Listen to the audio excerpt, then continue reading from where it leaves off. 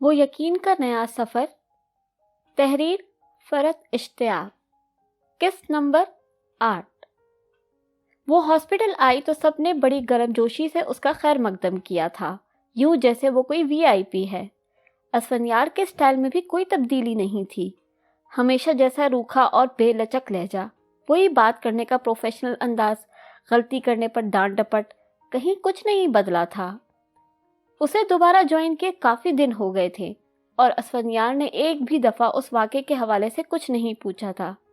کئی بار اس کے کمرے میں جا کر کام کی بات کرنے کے بعد اس کا دل چاہا کہ وہ خود ہی اس روز کا ذکر چھیڑ دے، مگر ہر بار اس کے سامنے جاتے ہی ہمت جواب دے جاتی تھی۔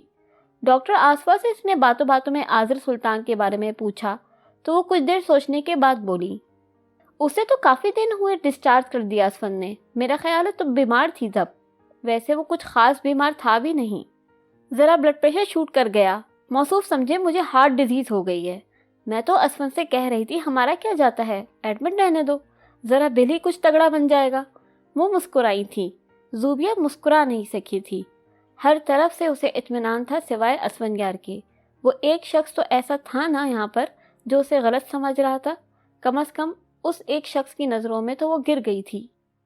ڈاکٹر اسفندیار، میں آپ سے کچھ بات کرنا چاہتی ہوں، اس کے ساتھ کوریڈور میں چلتے ہوئے اس نے آہستہ آواز میں کہا تھا۔ وہ اسے راؤنڈ کے بعد ایک پیشنٹ کے بارے میں ہدایت دے کر فارغ ہوا تھا اور اب یقیناً اس کا رخ اپنے کمرے کی طرف تھا۔ 1 مہینے سے وہ جس اذیت سے گزر رہی تھی اب اس سے نجات پانا چاہتی تھی۔ بات تو مجھے بھی آپ سے ایک کرنی تھی، وہ اپنے کمرے کے سامنے پہنچ کر رکتا ہوا بڑے نارمل انداز میں چونکے بغیر بولا تھا۔ وہ ایک دم کانشیس ہو گئی، انہیں کیا بات کرنی ہے، وہ جلدی سے سوچنے لگی تھی۔ اگر آپ برا نہ مانیں تو پہلے میں اپنی بات کہہ دوں۔ وہ دروازہ کھول کر اندر داخل ہوا تو وہ بھی پیچھے پیچھے اندر آ گئی تھی۔ ابھی بات شروع نہیں کی گئی تھی اور ہارٹ بیٹ تیز ہو گئی تھی۔ اس کی طرف دیکھے بغیر وہ اپنی سیٹ سنبھال چکا تھا۔ کتنی مشکل سے اس نے اپنی ہمت مجتمع کی تھی اس سے بات کرنے کے لیے، اور اب پتہ نہیں کیا کہنے والا تھا، پتہ نہیں اس کی بات کے بعد وہ کچھ کہہ پائے گی یا نہیں۔ اس کی طرف دیکھے بغیر وہ اپنی سیٹ سنبھال چکا تھا۔ کتنی مشکل سے اس نے ہمت مجتمع کی تھی اس سے بات کرنے کے لیے، اور اب پتہ نہیں کیا کہنے والا تھا، پتہ نہیں اس کی بات کے بعد وہ کچھ کہہ پائے گی بھی یا نہیں۔ اسے بیٹھنے کا اشارہ کیا گیا تھا اور وہ خاموشی سے بیٹھ گئی تھی۔ بی بی جان پوچھ رہی تھی کہ یہ آپ کی پھر کب آئے گی؟ وہ براہ راست اس کی آنکھوں میں دیکھتا ہوا بولا۔ جی؟ وہ ہونک نظروں سے اسے تک رہی تھی، اس کی بات سر پر سے گزر گئی۔ ہاں سنا ہے آپ پھر کسی دن آنے کا وعدہ کر کے آئی تھی ان سے، وہ بدستور سنجیدہ تھا۔ وہ اس بات پر اتنی حیران تھی کہ کچھ بول ہی نہیں پائی۔ ہاسپٹل کے اندر بیٹھ کر ایک بالکل گھریلو سی بات، اور وہ بھی اپنی ایک جونیئر ڈاکٹر سے۔ اتنی حیران کیوں ہو رہی ہیں؟ آپ کہہ کر آئی تھی نا ان سے کبھی پھر آنے کے لیے؟ سخت گیر لہجے میں پوچھا گیا تھا۔ اس کے بے وقوفوں کی طرح گردن ہلا دینے پر فوراً بولا، ٹھیک ہے پھر آج آپ وہاں آ رہی ہیں 8 بجے، آپ کی ڈیوٹی آف ہوگی، میں ڈرائیور بھجوا دوں گا۔ وہ انٹرکام اٹھا کر ڈاکٹر صاحب کو اپنے کمرے میں آنے کا کہنے لگا تھا۔ اس کام سے فارغ ہوا تو اسے بیٹھا دیکھ کر حیرانی سے بولا، آپ ابھی تک بیٹھی ہوئی ہیں، جائیے جا کر اپنا کام کیجیے۔ ڈاکٹر اسفند، یہ رہی ساری رپورٹس۔ ڈاکٹر صاحب اندر آتے ہوئے بولا تو وہ خاموشی سے کرسی کھسکا کر کھڑی ہو گئی تھی۔ انہیں پتہ نہیں میں ان سے کیا بات کرنا چاہتی ہوں، اور شاید اسی لیے انہوں نے مجھے اپنے گھر بلایا ہے۔ یہاں انہوں نے وہ بات کسی کو نہیں بتائی، اور یقیناً وہ اس بات کو سب سے چھپانا چاہتے ہیں، اس لیے مجھے وہاں آنے کے لیے کہا ہے۔ گاڑی میں بیٹھتے ہوئے اس نے سوچا۔ ٹھیک 8 بجے ڈرائیور اسے لینے آ گیا۔ ملازم کی ہمراہی میں وہ اندر داخل ہوئی تو گیتی آرا نے اس کا استقبال کیا۔ اسفی نے تمہارے آنے کا بتایا تو اتنی خوشی ہوئی۔ کشمالہ تو اسی بات پر جھگڑتی ہوئی گئی تھی اسفی سے کہ آپ کی وجہ سے ہماری زوبی آپی یہاں نہیں آتی۔ وہ اس بات پر شرمندگی سے سر جھکا گئی تھی۔ تھوڑی دیر بعد بی بی جان بھی وہاں آ گئی تھی۔ ان کی گفتگو کا موضوع کشمالہ، سائم اور اسفندیار تھے۔ آرام سے بیٹھو، سردی تو نہیں لگ رہی، ہیٹر آن کرواؤں؟ بیچ بیچ میں یہ فکرے بھی بولے جا رہے تھے۔ اسے بلا کر وہ خود پتہ نہیں کہاں غائب تھا۔ وہ اس کے غیر موجودگی پر تھوڑی بدمزہ ہوئی تھی۔ ملازم نے آ کر کھانا لگ جانے کی اطلاع دی تو گیتی آرا بولی، اسفی کو بھی بلا لو۔ اس پر نظر پڑی تو خود ہی وضاحت کرنے لگی، اس کے کچھ مہمان آئے ہوئے تھے، ان کو رخصत करके कंप्यूटर के साथ जुड़कर बैठ गया। मुझसे कह रहा था खाना लग जाए तो बुला लीजिएगा। वो इन दोनों के साथ डाइनिंग टेबल पर बैठी। जब वो डाइनिंग रूम में दाखिल हुआ, अस्सलाम वालेकुम, ज़ूबिया ने सलाम किया तो कुर्सी संभालते हुए उसने उसके सलाम का जवाब दिया था। इसके बाद वो खाना खाने में इस तरह मगन हुआ जैसे दिन भर कुछ खाया ही नहीं था। बीबी जान और गेतियारा अलबत्ता उसकी तवाज़ो में मसरूफ़ थीं। ये चिकन ट्राई करो, असफ़ी को बड़ी पसंद है। मेरे हाथ की बनी ये डिश कहता है इसमें पनीर की वजह से ज़बरदस्त फ्लेवर आ जाता है। ये फ्रूट सलाद है। अच्छा एप्पल पाई। दोनों मेज़बानी के फ़राइज़ बअहसन खूबी अंजाम दे रही थी। असफनियार ने खाने के दौरान एक मर्तबा ही सर उठाया था और वो भी बीबी जान की किसी बात का जवाब देने के लिए। उसे उसका रवैया बहुत बुरा लगा था। खुद बुलाकर अब इस तरह जाहिर कर रहे हैं जैसे मैं मुंह उठाकर खुद चली आई हूँ। खाने से फारिग होकर सब वापस लॉज में आकर बैठ गए थे। कॉफ़ी का कप खाली करते ही वो जाने के लिए खड़ी हो गई। वो लॉज में आते ही किसी से फ़ोन पर बात करने लगा था। उसे उठता देखकर उसने एकदम खुदा हाफिज़ कहकर रिसीवर रख दिया। आइए मैं आपको बाहर तक छोड़ आऊँ। बीबी जान रुकने के लिए इसरार कर रही थी और बेटा भेजने पर तैयार। उन दोनों से दोबारा आने का वादा करके वो इसके साथ बाहर निकल आई थी। चुपचाप रोज पर चलते हुए दोनों मरकजी गेट से बाहर निकल आए। आप क्या कहना चाहती थी? दोनों हाथ पैंट की जेबों में डाले वो बहुत लापरवाह अंदाज में चलते हुए बोला था। वो जो अब तक मुकम्मल तौर पर मायूस हो चुकी थी एकदम चौंक गई। मैं वो इस दिन के बारे में वो बहुत मुश्किलों से अटकते हुए बोल पाई थी। आप पता नहीं क्या समझे, मैं तो बस पता नहीं आपने क्या सोचा होगा। उसके मुंह से बेरब्त अल्फाज निकल रहे थे। वो रुककर सीधा उसकी आंखों में देखने लगा था, जबकि वो उसकी तरफ देखने से हर मुमकिन हद तक गुरेज कर रही थी। मैं तो हर वक्त ही कुछ ना कुछ सोचता रहता हूँ और मेरा ख्याल है हर नॉर्मल आदमी हर वक्त कुछ ना कुछ सोच रहा होता है। इस वक्त वो इस जुमलेबाजी की मुतहम्मिल नहीं हो सकती थी। किसी किस्म की तंज़िया गुफ्तगू इस वक्त वो बर्दाश्त नहीं कर सकती थी। Please doctor Asfandyar. उसकी आंखें डुबडुबा गई थीं। वो कुछ देर खामोशी से उसे देखता रहा था।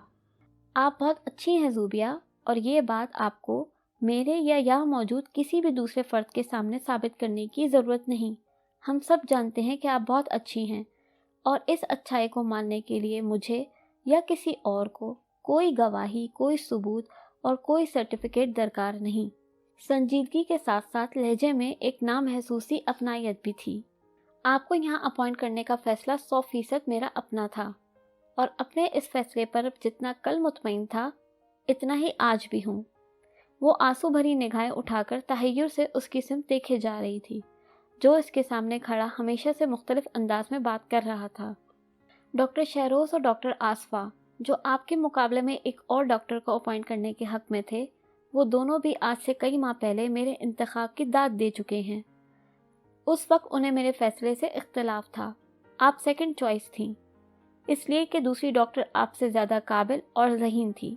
एकेडमिक कैरियर में थ्रू आउट पोजीशन होल्डर, बहुत पुरएतमाद और कॉम्पिटेंट, मगर मैंने उस पर आपको तरजीह दी थी, इसलिए कि मुझे आप में एक हमदर्द और अच्छा इंसान नज़र आया था, और मैंने जैसा सोचा था आप वैसी साबित हुई। अगरचा प्रोफेशनली आप में बहुत सी खामियां थीं। इधर मरीज़ की हालत बिगड़ी, इधर आपके हाथ पांव कांपना शुरू हुए। मरीज़ से पहले आप ठंडी हो जाती थी, मगर मुझे यकीन था कि ये कमज़ोरी वक्त के साथ साथ खुद ब खुद दूर हो जाएगी।